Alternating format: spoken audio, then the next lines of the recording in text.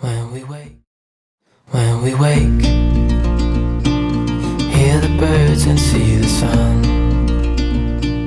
Side by side our fears are done. Oh, the good times just begun.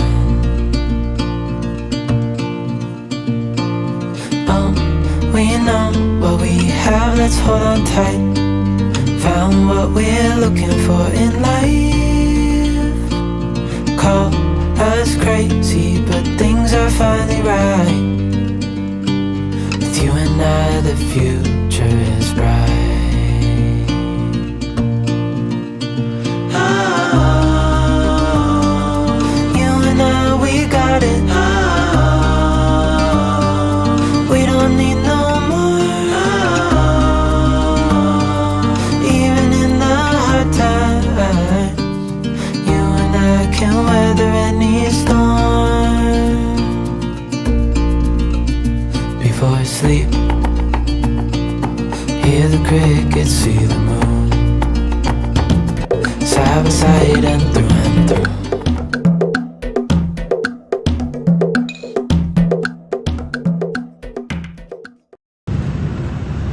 Hello everyone, and welcome to Lunch Therapy. It's Barefoot Tuesday. I'm very excited today because there's a lot going on, and we got motorcycles behind me. Chuck Goldsmith sent them in. I love it when people send in backgrounds, by the way, or send in videos of their pets or burrowing owls. Oh my gosh, they're going backwards. This is quite a motorcycle club here.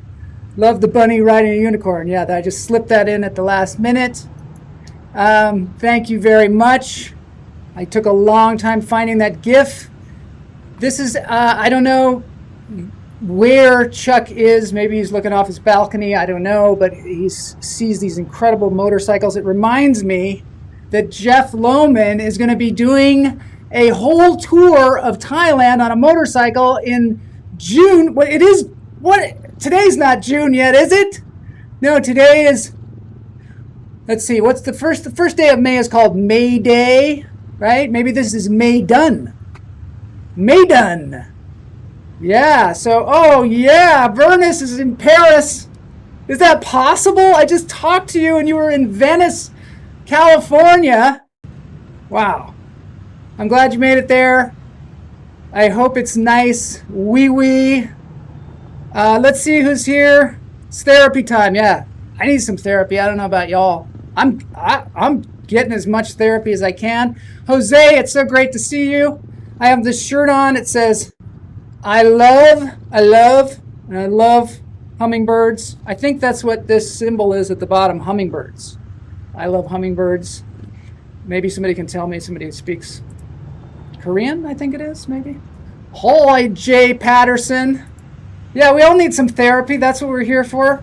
Getting a little motorcycle therapy now, but let's get into the show because I've got some exciting news. I've got some a whole thing, a crazy story I'm going to tell you, and we're going to shake off all the crap and have a good time. I'm barefoot. I don't know about y'all, but I'm barefoot. Let's go.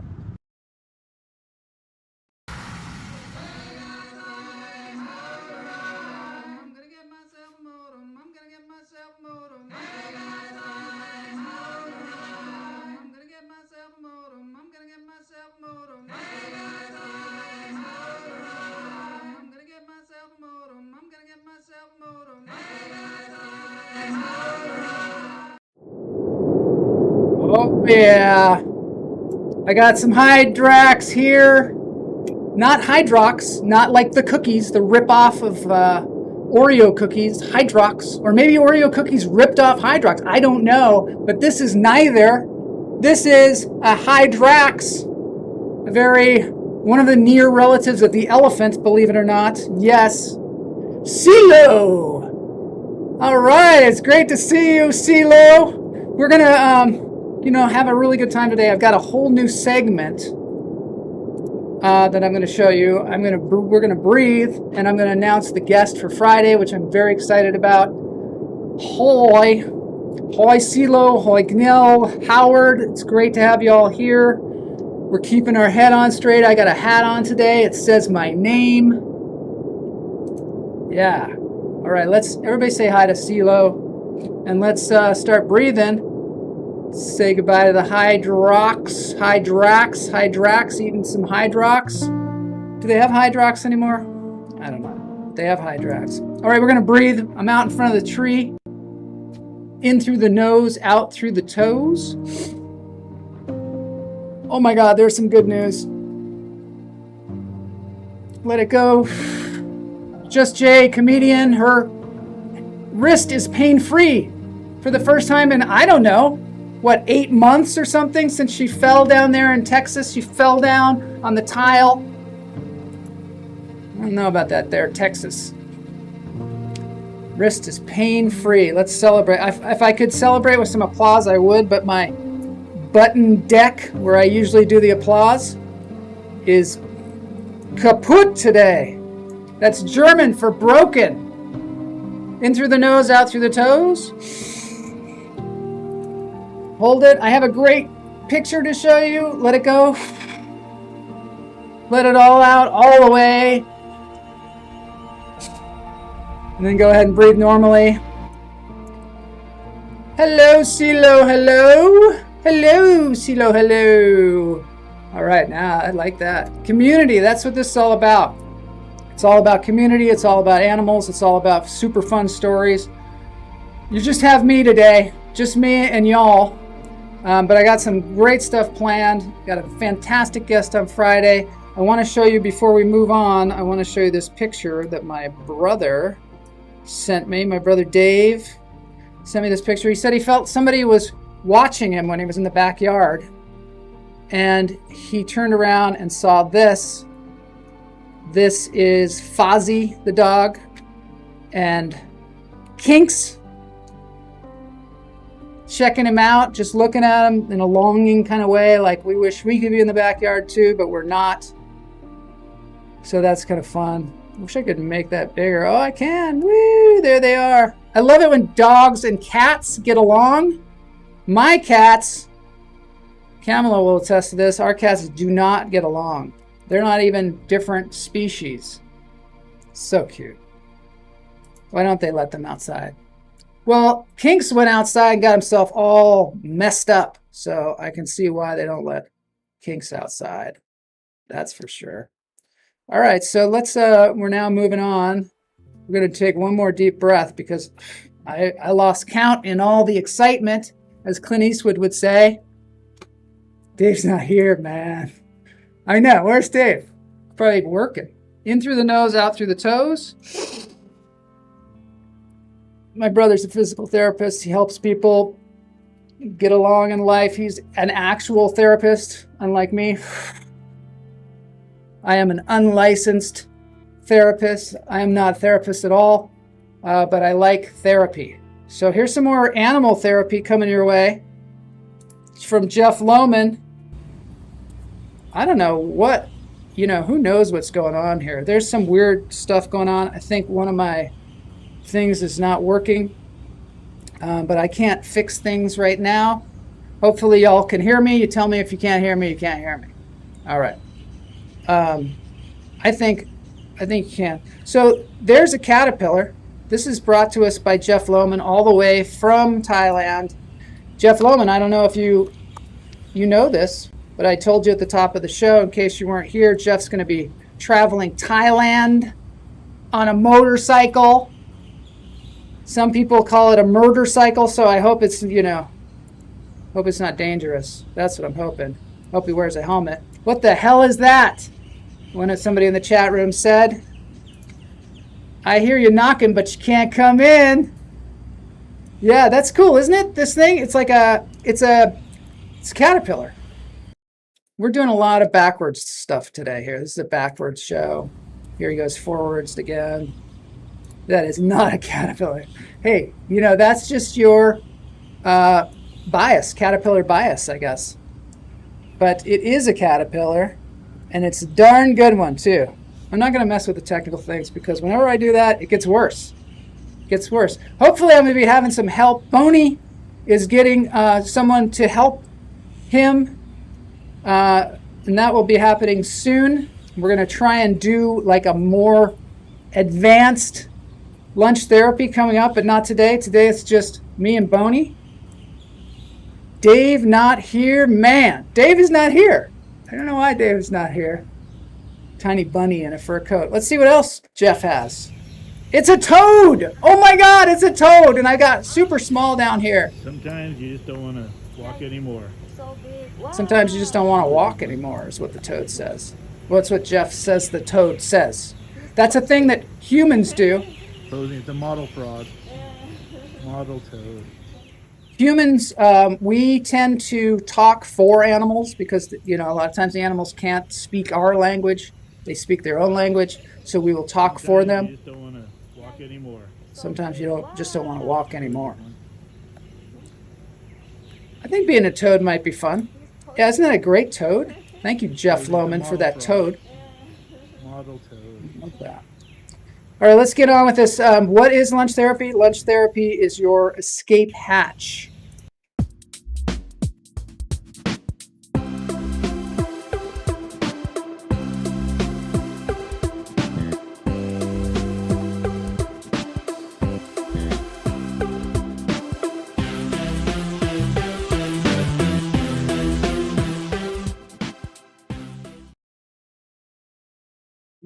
All right. There would be applause here. There would be a lot of applause if my little thing was working, but it's not working. And that's okay. And I'm going to stop talking about it because nobody cares. Nobody cares. I'm going to get some stuff going here. So I got a story here, a little story. I got another story, and it's story time, let's face it. So I don't know, 2 weeks ago, something like that. Who can keep track? There's nothing to keep track of here in this world that we're living in. There are no milestones. But a while back, I was talking about Howdy Doody to a lot of people. A lot of people, they don't even know about Howdy Doody. He was a puppet. Buffalo Bob created him, or he was starred in the show alongside Howdy Doody. There was a lot of controversy. The first guy who made the puppet, he was really upset because they wouldn't give him the royalties and he couldn't sell it. They were selling puppets and he wasn't getting any of it. And they're like, well, we just had you design it. And there was a bunch of controversy. Kamala cares if the pig isn't working. Wait, I touched a fuzzy green caterpillar and had to call 911, was sick for days. No way. Wow, stay away from that. Okay, so here's the story. Buffalo Bob, Howdy Doody, what happened was there was a guy on there, which I told you about already, but there was a clown. His name was Clarabelle. This is just to catch you up. Clarabelle did not speak. Only honked a horn, would make facial expressions, and that was it. And the reason we found out it wasn't an artistic choice. It was because they didn't want to pay him as much. He was like a featured extra that way. And so Clarabelle never got to speak except at the last episode that Clarabelle was on. And that episode was the final episode for Clarabelle because Clarabelle got let go. And there's Clarabelle, Howdy Doody, Buffalo Bob, in, I guess, better times. Or maybe, Clarabelle does look a little bit upset. But that's not the story here. That's not the story. That's the story we told earlier. There's Captain Kangaroo, because this is what he rose like the phoenix, Clarabelle. Clarabelle was Bob Keeshan. And Bob Keeshan, as many of you know, became Captain Kangaroo, the longest running children's show ever on television. It was just a massive recovery from not being able to speak, from being the clown, from being the butt of the jokes, from getting fired, I guess, because he was too animated or something. And then he started his own show, Captain Kangaroo. This is him pictured with Slim Goodbody, one of the many, many characters on the show. Yes. So let's see what the chat room says. Showbiz sucks. Clarabelle is Captain Kangaroo. Yeah. Believe you, Kamala. Yeah, that's the thing about Kansas. You have to stay away from the actual vortex where we live, which is Los Angeles, which is the vortex of the entertainment thing. And life here is like a balance between fear and courage. It's like a balance. You're somewhere in there all the time, just going, what is going on here?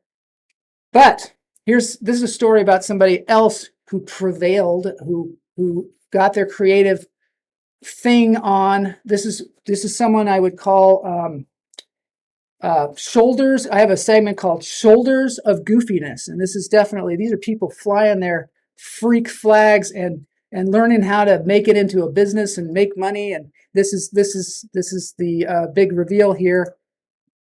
Sherry Lewis and Lamb Chop first were, well, one of the major places they were first seen was on Captain Kangaroo. And I don't know if y'all know, maybe we could hear from the chat room if they know who Sherry Lewis and Lamb Chop were. Sherry Lewis was this performer. She started out as a dancer, an actor. She studied acting with, I don't know where she studied acting. I think the Neighborhood Playhouse or something like that. I know she studied with Sanford Meisner, and she also went to Barnard College and left to go into show business. She left a year early, and she was just this incredible. When I was growing up, this was one of my favorite people, Sherry Lewis. Not to be confused with Jerry Lewis, Sherry Lewis, and she had this puppet Lamb Chop, which I'll show you a little. Because we have to show you a little, and then I'm going to tell you what's going to happen, which is very exciting, and I think that this will help. Here's Sherry Lewis, just a sample from the Ford show. Ford, it was a variety show like Lunch Therapy, I suppose, but back in the day in 1961. Easy come, easy go. I certainly hope the new administration does something about the rising cost of pennies. I'm going to ask Caroline Kennedy to talk to her daddy. Lamb Chop, what do you want with all your pennies? Well, Charlie Horse and me was going to put on our own television spectacular. Oh, really? Like Shirley Temple. Oh. I like her. She's a great actress. Shirley Temple? Yeah, 'cause every Sunday on her own show, Shirley Temple is a grown-up lady. Yes. And then on the rest of the week in the late movies, she plays the part of a little girl. I mean, that's talent. I love that. Yeah. All right. So that's Sherry Lewis from 1961. She can't be on the show because she passed away, but her daughter, Mallory Lewis, who has picked up the Lamb Chop mantle, as it were, picked up the puppet and is performing the puppet all over the place. She's going to be on the show. I know. Let's have a round of applause. There is no applause. Let's see what the chat room is saying while they were watching that. Yes. Let's see here. Ooh, yeah. Okay, so I don't know. That's the dude from Saved by the Bell. That was something earlier on. See, this is the thing. Ventriloquist. Thank you. Yes, she's an incredible ventriloquist. And ventriloquism is an incredible art. I'm always just amazed by people that can do this and so good at it. And Mallory is as well. Hopefully, Lamb Chop is going to be on there with her. She's like the only female ventriloquist. I would see her on Ed Sullivan. Yeah, it's hard to even feel like it's a puppet, Biggest crush on those. Me too. Petite Lamb Chop. She also had another puppet. His name was Charlie, of course. Charlie Horse. Hosted by Tennessee Ernie Ford. Oh, I like the facts. Lamb Chop and Boney have a similar spunk. They do. They make similar faces too. They do. All right, so that's the excitement. That is what's happening. You got to have things to look forward to. This is something to look forward to on Friday. I'm nervous. I don't know. We'll see what happens. It'll be super fun. So next, I just wanted to point out something interesting that while I was looking at this stuff about Lamb Chop and Sherry Lewis, I realized that Andy Kaufman, and Andy Kaufman, of course, was an incredible comedian, totally unique, totally letting his freak flag fly, as it were. he would have been, a believer, I'm sure. No, he would have probably been a hummingbird if he had lived to see lunch therapy, I would hope. But we, all we have are weird videos that he left behind. And this is an incredible one. Incredible. This is him with Howdy Doody. So Howdy Doody, he grew up on Howdy Doody like I grew up on lamb chop. And not that I eat lamb chop. I don't eat lamb at all because of lamb chop. And so he grew up with Howdy Doody. So he had him on his show. I bet you didn't know that. He had specials, Andy Kaufman. And here he is talking to Howdy Doody. Hi, Howdy. Oh, well, hi, Andy. How are you? Oh, boy, I'm fine. And how about you? I'm fine, thank you. Wow, thanks for coming on my show. Oh, well, thank you for having me on your show, Andy. Boy, it sure feels great to be here. Well, it's great having you. You know, Howdy, I was watching you ever since I was a real little boy. I used to every day go before the television, and I'd sit down and turn on your show at 5:30 every day, and I just thought it was great. Oh, gosh, well, thank you, Andy. You know, you're even older than me. Your show came on in 1947, and I was born a few years after that. So that means I was watching you since the time I could just first perceive images or sounds. Before I ever even knew what a television set was, I was watching you. So, like, you're the first friend from television I ever had. Probably the closest, I think. And I always wanted to meet you, and now I finally am. Well, Andy, I'm glad to meet you, too. You know, I was once in your peanut gallery when I was 5 years old, And I was just sitting there, and I was kind of depressed because I could see what everyone was like when they weren't on camera. And I could see the man who was working your strings. And I must say, even though I could, even though I could see your strings and everything, to me, you're just as real as anyone else who's on this show. And I feel like I'm really talking to a real person. But anyway, one thing... Okay, we're gonna stop it there, but check that out on YouTube. This is the guy's channel that day, that it's on is Culture Out of Control. Culture Out of Control. I just find that this is, obviously super interesting. They also depicted this in the movie Man in the Moon with Jim Carrey, of course. But just, the influence that people have on one another, Howdy Doody, and even puppets have on us all, is just very strong thing. Just love Andy Kaufman. I mean, yeah. I'm going to rewatch. I don't know. Maybe that's something we could all do.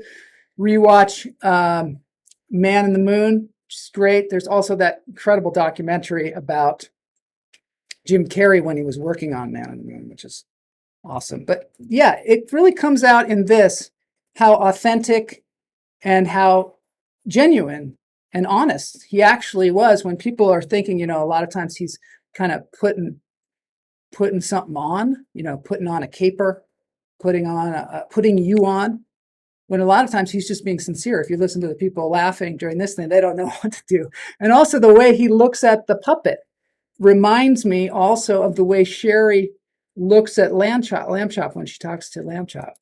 Yeah. And he was a genius, absolute genius. All right, well, let's get on with the show because I've got some more stuff to show you. Friday, we're going to be having Mallory Lewis and Lamb Chop. So now the next thing I have to show you is pretty incredible.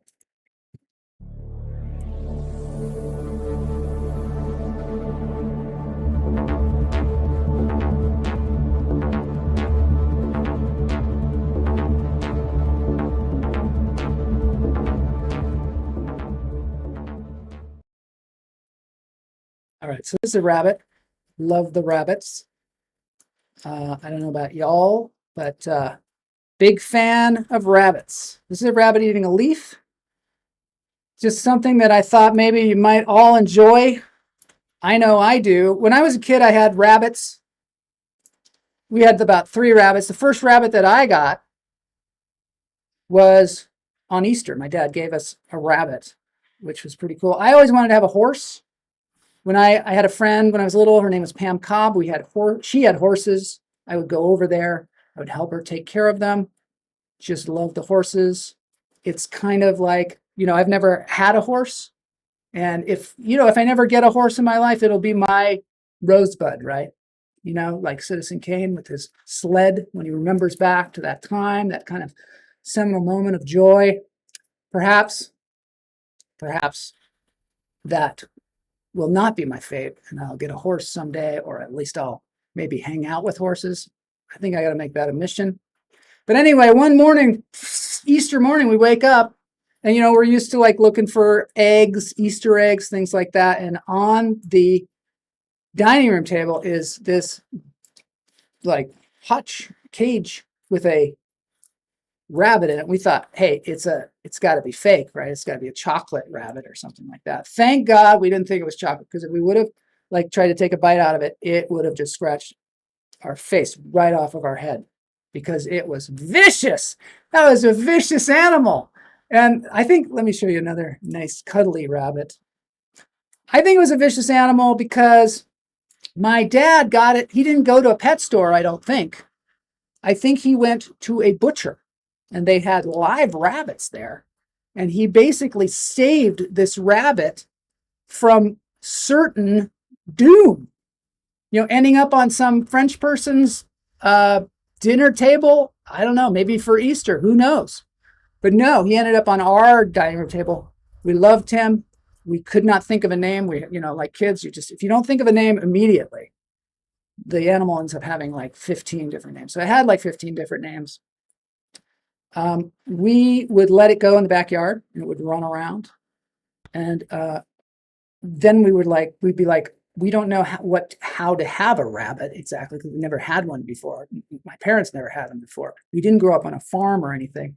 So we'd have to chase the rabbit, and we had these big crabbing nets. They were on a big pole, big old net, and the whole neighborhood would run around trying to catch this rabbit. And when you caught it, you got to put it back in the hutch as it scratched the crap out of you. It scratched the crap out of it. It was not, we saved it from the butcher, but it was not grateful. Not grateful. It was scratch big, like I remember they're big welts into your arm, but it was, I guess welts of love, maybe. Welts of Love.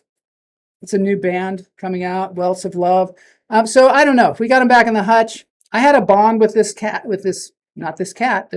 rabbit. I had a bond with this rabbit. So much so that one morning, years later, I was eating breakfast. I was eating cereal, and I felt this sound, and of the rabbit, and I instantly knew that the rabbit head was dead. I knew the rabbit was dead. And I walked out to the hutch fully knowing this, and there in the hutch was the dead rabbit. Not a great ending to the story, maybe not an uplifting ending, but it was the truth, So one of the things that I've realized now, recently, which has come to my attention, is that rabbits are acting like horses now. I don't know if anybody, let's see what the chat room is saying. CeeLo had rabbits growing up. Were yours scratchy rabbits? Oh, more stuff about Andy Kaufman. I got to get through that too. He was funny on Taxi. Yeah, he was hilarious on Taxi. I didn't know that rabbits ate leaves. Who knew? I thought they just ate grass, maybe, and bugs, perhaps. Cal was going to get me a damn horse. Yeah, that's cool. Thanks for doing that. I appreciate that. Play a little music here. So, yeah, maybe we'll get the damn horse. I don't know. Butcher got the bunny. And yeah, the bunny did eventually die. It looked a lot like this rabbit right here. But that's not the story. The story is not about my stupid rabbits. The story is about rabbits that are acting like horses. People are jumping rabbits like horses. Equestrian events where you go, like they have them in the Olympics, and they jump over little fences. I think you might have seen this. I mean, if you were watching in the very, very beginning of the show, you might have seen this. This is a rabbit participating in rabbit jumping. And where do they have that? They have that in, does anybody know? I almost said it. Sweden! Yes, the Swedes have decided, you know what, if you can't afford to get a rabbit, you can't, you're not super rich, you can't feed it all that hay, all those oats. If you can't afford to get a horse, if you can't afford to get a horse, you can always get a rabbit. Do the same thing. You can't ride it. I like it how that rabbit does that. So yeah, so rabbits, that's what they're doing. There's Sherry Lewis again. So yeah, so basically Swedish rabbit hopping is what they're calling it. Swedish rabbit hopping. They've been doing this for 20 years. I didn't even know about it. I knew nothing about it. Now we all know about it. Swedish rabbit hopping, there's one. They put them on a leash. They've got the whole setup like it's an equestrian setup. But I wonder what you would call that. Is there like a fancy word for rabbits? Like equestrian is for animals? Are there fancy names for animals? Or is that just because, fancy people have horses and they get to come up with their fancy horse terms? I don't know. So there he is. That's one of them. I got another one. There's somebody else with the jumping rabbit. And yet another. I want to point out the first picture is by someone named Fruit Punchily. Fruit Punchily. Hair. Thank you, Cappy. So it would be a hairy event? A Hairian event? I don't know. Doesn't quite have the same punch as equestrian. Just Jay says Playboy Bunny. Yeah. That's what you could call it that. Maybe the rich ones. Auriculagus caniculatus is the name of the European rabbit. Oryctocculus corniculus. Maybe you just call it the corniculus event.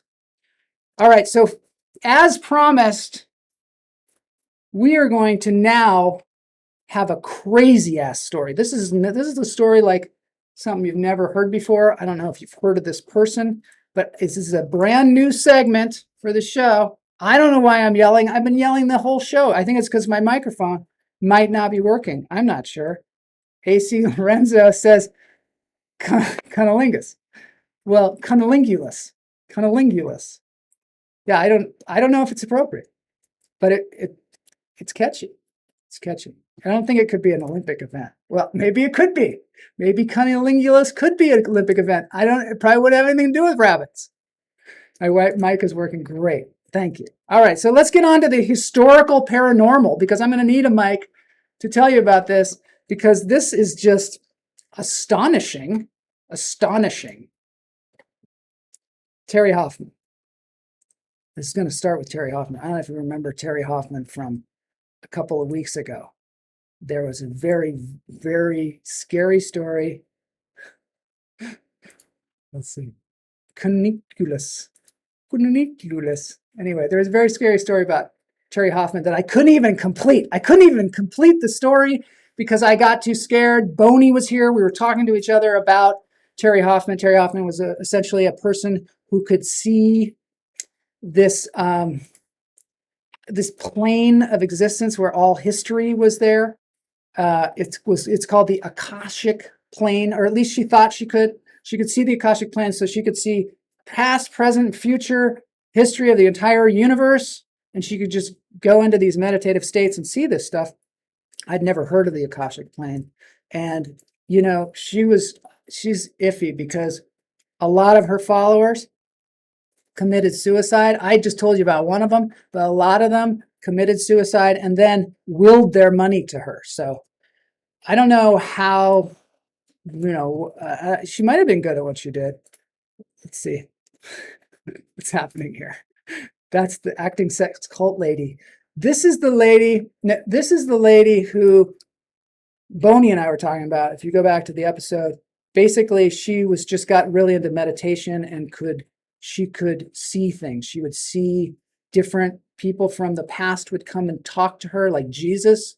She was kind of like had a crappy upbringing, got thrown into a mental institution or a orphanage or something. An orphanage. really early on. And later on, they put her in a mental institution. Just had a lot of trouble. And she would get through it by meditating. And she thought she saw these visions. And she suddenly saw these like dark figures that were coming after us. And then a bunch of people believed her. And so she started getting them to fight battles with these figures. Anyway, eventually, I think, sometimes if you're like, I think in cults, what happens is it's not just the cult leader decides they're going to be like horrible to people. I think it sort of happens if they're not careful.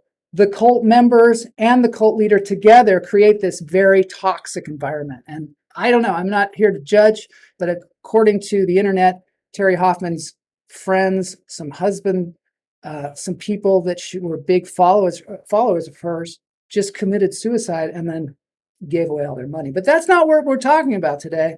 What we're talking about is the Akashic plane. So the Akashic plane, I don't know, Cunnilingus Olympics, the training would be brutal. It's an Olympic event in Amsterdam. We got to get this. I don't know. Do you petition to get Cunnilingus in the Olympics? I mean, everybody would watch it. Everybody would watch it. Okay, so now we're going to get into this segment called the Historical Paranormal, where I'm going to talk to you about the Akashic plane and this guy, brutal for. Okay, it should be mandatory. Yeah, it's got to be in there. Okay, so now we're getting into the Historical Paranormal. Here we go. Get ready. New segment.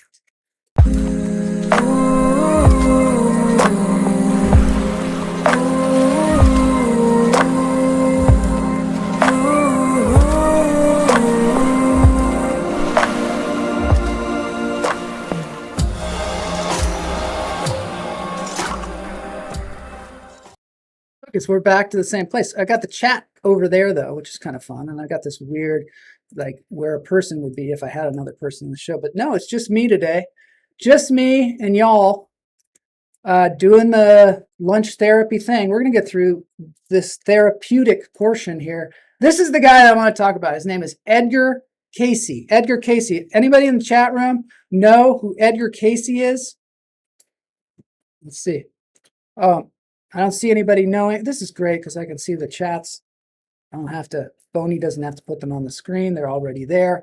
So Edgar Casey, so just chat away, just over chat if you want, because I'm going to be chatting about Edgar Casey. Edgar Casey, so in the description of Terry Hoffman and the Akashic plane, up comes this guy, Edgar Casey. And I thought, I kind of know that name. But isn't he like some paranormal, scary, like Satanist or something? Turns out, no. Very religious guy. Grew up in Kentucky, and so he was, went to church a lot. In fact, a lot of his friends say that he actually read the Bible every day for his entire life, and so that he would go through he'd read the entire Bible once a year since he was like a little kid. So he was born in 1877 in Kentucky on a farm. His younger sister died at 1 year old. And then he's a little kid and he's out with his grandfather and they're like riding a horse. And the grandfather puts him down on the ground because he's like, son, I gotta ride through this lake. They had this little lake on their property. He's like, I got to ride my horse through the lake. So he rode his horse through the lake and, probably not a great idea. I don't know. The horse got scared, was like, whoa, I'm in this lake. And it took off. Grandfather falls off, gets his foot caught in the stirrup, gets dragged through the lake, drowns. Right there when Edgar Casey's standing there watching.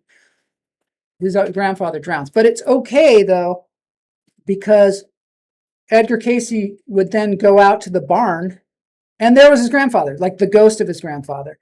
And he'd just hang out. Apparently, he would stroke his grandfather's beard, and the grandfather would tell stories from the Civil War, because he was in the Civil War.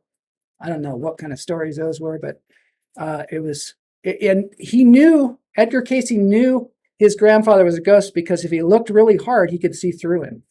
That's what he said. So all that's going on. He's reading the Bible cover to cover. At age 13, he was a member of this church called the Disciples of Christ.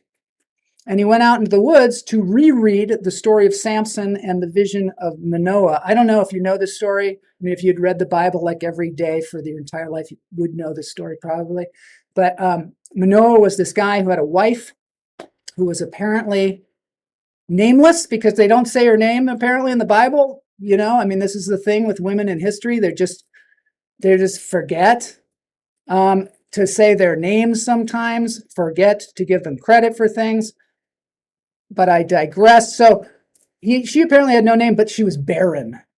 She couldn't have a baby, which barren is such a rude term for that. I mean, can't you just say she couldn't have a baby, but barren? I mean, come on now. So she couldn't have any children. They went out to the woods. This Manoah and nameless wife went out to the woods. They saw an angel, and subsequently they had a child, like an immaculate conception type thing. And that child was the famous Samson. Yeah. So Edgar Casey's out there in the woods. I don't know. Maybe he's out in the woods to get the atmosphere of, the same kind of thing, because apparently something crazy happened to him. He saw an angel or something, but he prayed for some way to help humanity, which is a noble prayer, right? I mean, this is not one of those dark tales that I'm telling you where there's like all of a sudden everybody starts killing themselves or something. I just want to let you know.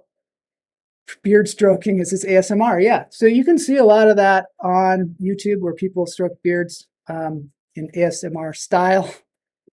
Thank you for the chatting. Can't be an atheist Satanist. Didn't he form Casey and the Sunshine Band? I love Casey and the Sunshine Band. I don't know, Howard, if you watched Mike Douglas. We were trying to think of, what Merv Griffin the other day and Mike Douglas and all these people from back in the day. And yeah, Casey and the Sunshine Band. Shake your booty. Shake your booty. I got to get a cover of that.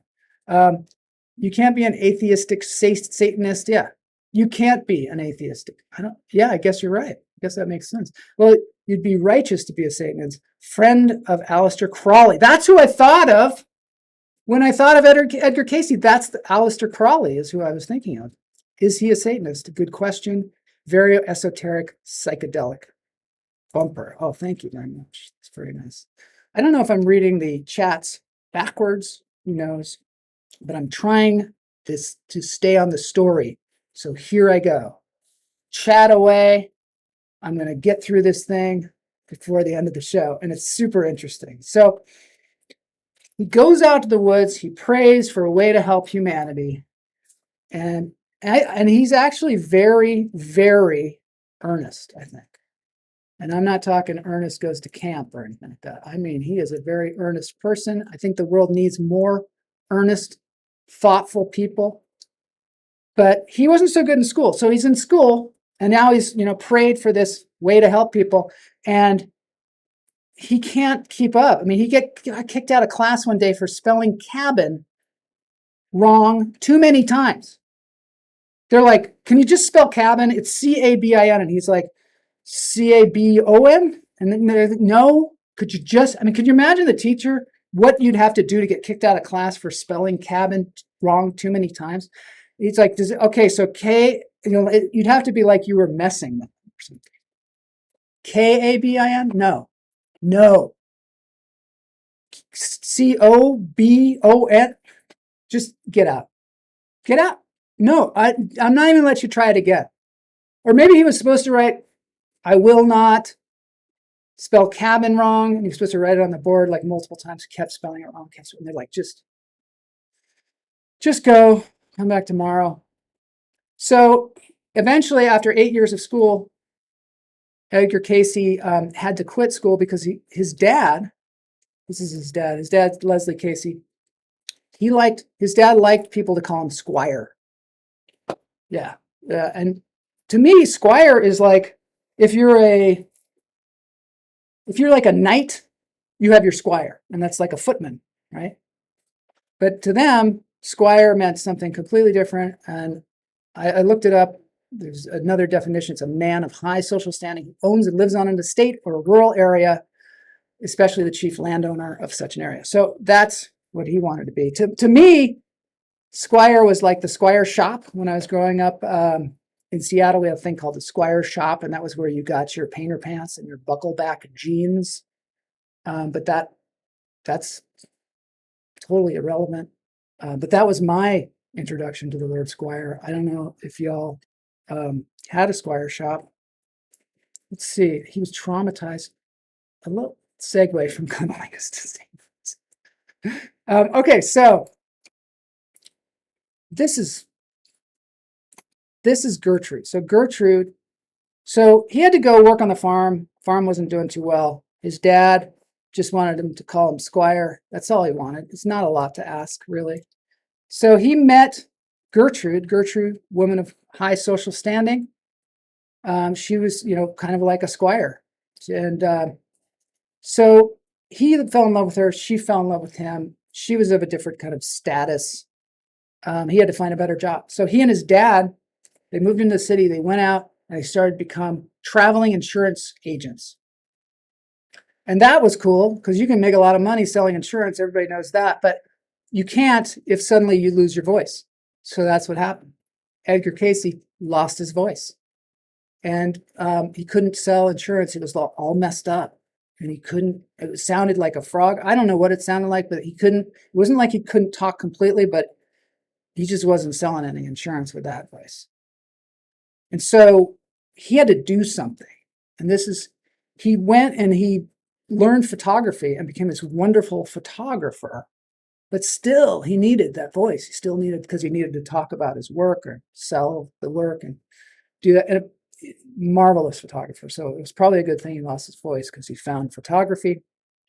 But then someone said, I could hypnotize you and you could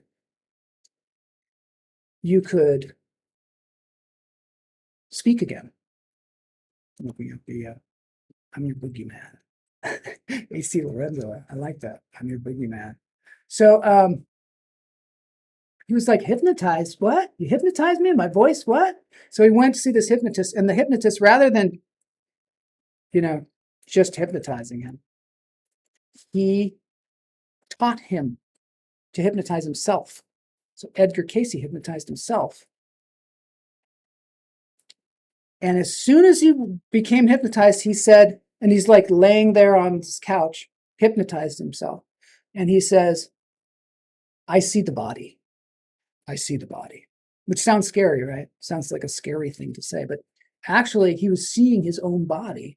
And he saw that there was some kind of circulatory problem in the throat. And he suddenly had, a cure for it. Dissipated all the circulatory problems. Maybe even prescribed himself something like vinegar. I don't know, something. But he fixed his problem, at least for that time. And then every time that the problem would come up again, he'd hypnotize himself and eventually it went away. He started doing this. People were kind of amazed by this, right? And amazed by him hypnotizing himself. And he didn't really want to diagnose other people because he's not a doctor, right? But it was working for him. And he was like, I got to get out of here. He left and he started working for a bookstore. I didn't tell you this. When he was a little kid, he couldn't spell cabin, but he found that if he fell asleep on a book, if he just fell asleep on a book, he would get all the information from the book. Not only that, but it would be photographically stored in his mind where you could tell him a page and he would tell you what was on it. And that's only if he fell asleep on a book, not if he read it. I mean, I tried that in college. Did not work for me. I fell asleep on many a book in college and nothing. But for him, it worked great. So he and Gertrude were married. And as soon as people found that he was a psychic doctor, they started really flocking to him, with all their ailments, throat, otherwise. And he would do it because he was just a super nice guy. And the other doctors got jealous They got really jealous, and they would come and they'd actually poke him with needles while he was doing his psychic readings. They would poke him with needles. I don't know how this stuff happens. So weird, but that's what they would do. Some weird needle poking doctors would come in, try and poke him, and he would not be dissuaded from his work. And he was teaching Sunday school too at the same time, and the Sunday school people were like, that's kind of weird that you're doing this weird psychic thing, because that's not really in the Bible that we know of. And he was just, I'm doing it. What can I do? He's working away, had his own desk eventually. This is Gertrude on the chair. It's similar to a therapist's chair, where he would lie down. The patient would just sit there, listen to him diagnose, and then tell him, what to do. So this is super popular, but he wasn't really making any money at it, and he couldn't make money at it until this guy came along, Wesley Ketchum. Wesley Ketchum was a guy who was like a promoter.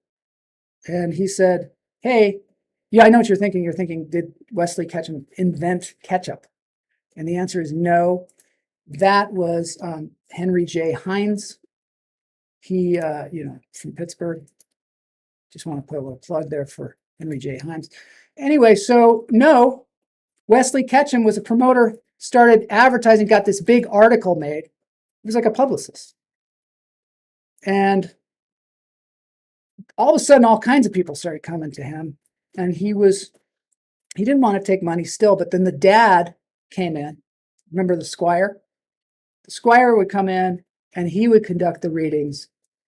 And he would be there conducting the readings. I don't know what that means exactly, but maybe he would be talking to a person, telling them what to expect. And then when he was in a trance, he'd be conducting. But one of the things that he did while he was, conducting was he started asking Edgar Casey for stock tips and like who was going to win, at the racetrack and things like that, because he thought, maybe I can get some other information from this Akashic field, which is where he was apparently kind of in that world when he was meditating. He's like the founder of the Akashic field, or the first person who tapped into it. I don't know. I don't think he named it that. Let me check in on the chat room here just to see if anybody has any questions. Why did he let them poke him? It's a very good question. If he fell asleep on a dog, would he know what it was like too? What the hell? He fell asleep on a book? Let's bring back buckleback jeans and painter pants. I had the buckleback jeans. Those were cool. Definitely need those back. But they'd get stuck on a chair. When you sit on a chair, it gets stuck. And that was kind of a flaw, I think. Maybe that's probably why. And there's scratch things too. That big buckle scratch things. So Dad, Squire, started asking for stock tips. He's like, get him out of here. Can't do that. He had opened up an art company because he was like artist and psychic at the same time, and photographer. And so he opened an art studio where he started trading art, because it's a very lucrative business. And he had this big studio where he had the art, other people's art in there, and it burned down. It's like a message maybe from God. You should really be healing people instead of trading art. And so then he made another studio that burned down. And now he was like $8,000 into debt because some of the art that he had was worth $8,000. That was a lot back then. And he was like, well, I got to stop doing this. And he decided, hey, I really want to build a hospital. Everybody could come there. I could do the readings, giant hospital. And he decided he was going to go to Texas and find oil through his connection to the Akashic field. He would go find oil in Texas. Oil never came. 3 years went by. Finally, some guys came along and said, hey, we can build your hospital. And that's pretty amazing. And these guys, they started building his hospital in Virginia Beach, Virginia. And that's a picture of the hospital, which is pretty cool.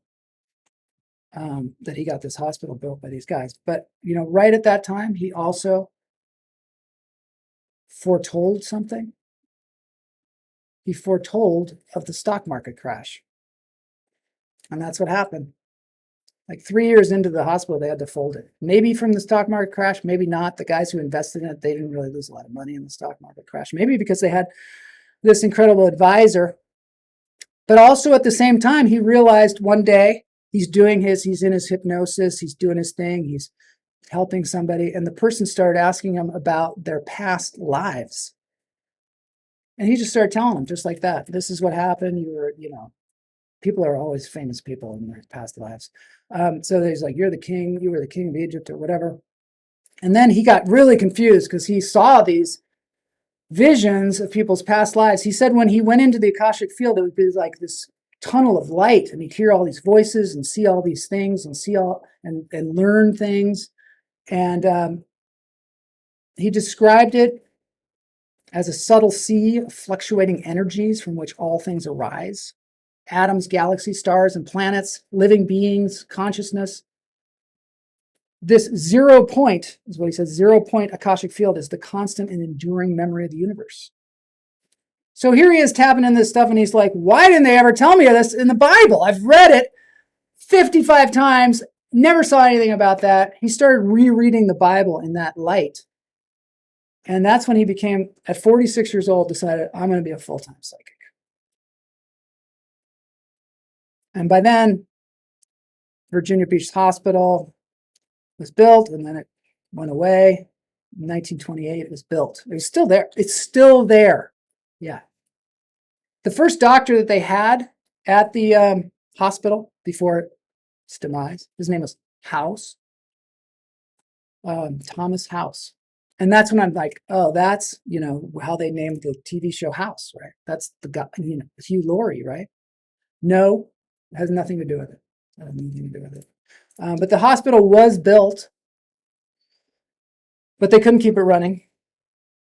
They did all kinds of homeopathic stuff. There was he might be one of the fathers of homeopathic medicine. He started to predict things, like the stock market crash, World War II, lots of things. There's all kinds of predictions out there. All of his meditation, or a lot of his hypnotic state, the things that he said, are available in books for everybody. And he started something called the Association for Research and Enlightenment, and gave free readings to people in need.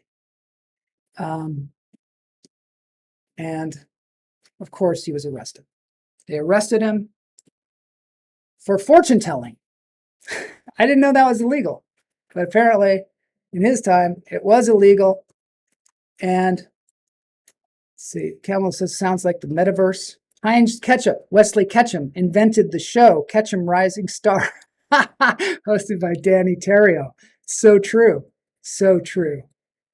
Why did he let them poke? Yeah, that's the thing. So he was arrested. They dropped the charges though, because fortune telling, you can never get that to stick. I have been arrested for fortune telling so many times, and they can never really prove it, And then he was charged with practicing medicine without a license, which that can be proven, because they're just like, show us the license. And he's got this big hospital, and he's like, it's the house guy who's doing it. They're like, nope, you're the guy. So anyway, started that whole thing, and you know what? It's still around today. So what happened at the very end of his life? They published a book called There is a River, which is a quote that he loved from the Bible. And the quote is, there is a river, the streams whereof shall make glad the city of God, the holy place of the tabernacles of the Most High. Do with that what you will. That's Psalm 46:4. He loved that. There is a river, the streams whereof shall make glad the city of God, the holy place of the tabernacles of the Most High. So they made this book. Everybody's like, oh my God, this guy's incredible.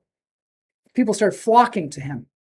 He was doing as many as 8 readings a day, which prior to this, he only did 2. Finally collapsed from overwork in 1944. He died at 67 years old. His wife, Gertrude, died 3 months later.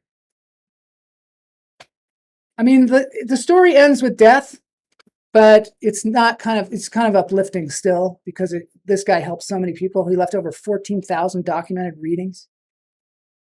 Some people, think it was a scam. I don't know. It sounds like he was sort of the reluctant psychic. That's what I think. Died of overworking. Yeah, you got to be careful about the overworking. Sounds like the metaverse. It is a little like the metaverse. That Akashic field. Anybody out there has experienced the Akashic field? Please let me know. I would love to try and poke you with a pen while you're in there, just to see if it's real. All right, that's the story of Edgar Casey. If anybody's wondering, you can always go back, rewind if you missed anything. But now I got to go back to the lunch therapy dance break. Here we go. We're gonna thank you all. I missed the applause. I missed the applause.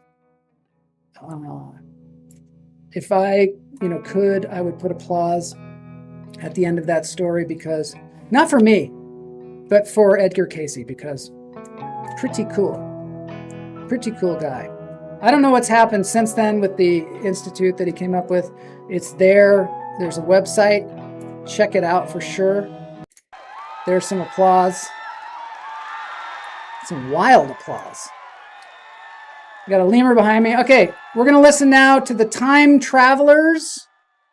They are somebody that are doing a cover of one of my favorite flute players, yours and mine, Jethro Tull.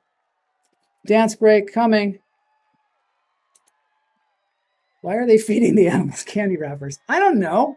I can't keep up. Is that the lemurs? Probably. Thank you, Just Jay. I mean, it's hard, to try and digest somebody's life and then try and relate it to people in a relatable sort of way, and I enjoy it. So I got to get some more comedians on here. Maybe Just Jay would like to do that. Relate something. Just take it in, watch some stuff about it, and then just try and tell the story. Dance time. Here we go.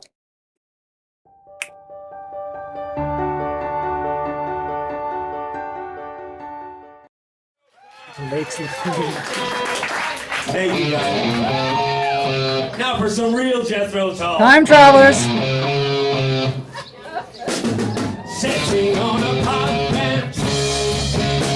Fire and cook with bad intent. This guy's good. That's why he's on. Stop running down his nose. Greasy fingers snipping scabby hello. Yeah. Trying in the cold sun. Marching in the brave panting road. They belong. Feeling like a dead dog. Spitting out pieces of its broken love. This movie really starts rocking. Like it's mellow, kind of mellow now. The sound he's getting. Wandering lonely, taking time the only way he knows. Leg hurting back as he bends to pick a dog in. He goes down to the bar. He's amazing. Sounds just like him.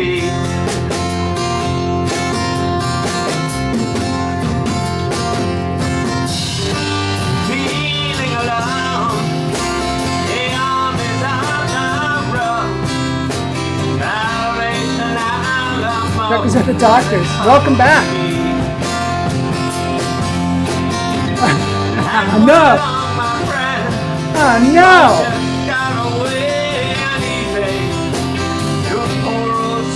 Sounds like an Olympic event.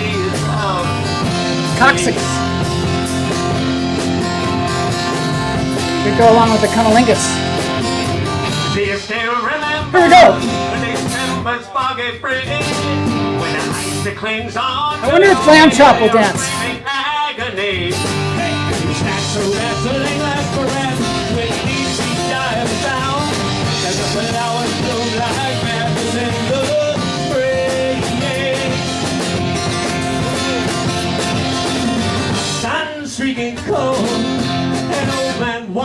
All right, thanks everybody for being on the show. Thanks, Time Travelers. I reached out to him. They didn't really get back to me, but I figure that, you know, they're so great. They want us to be dancing to them. All right, it's the end of the show. I feel like these guys played at my park festival a few years ago. Oh, that's cool. Is there a flute in it?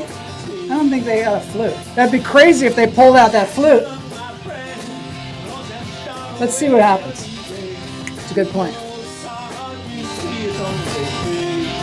Time Travelers are freaking good.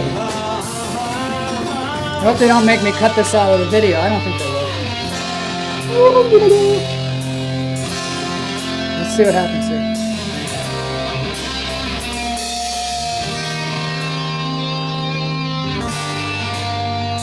The suspense is killing me.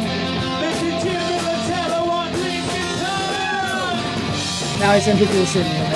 All right, let's move on. You can go to their YouTube channel, see if they play the flute. They drink the beers, that's good. That helps lubricate. Anyway, I'll see you on Friday for Mallory Lewis and Lamb Chop.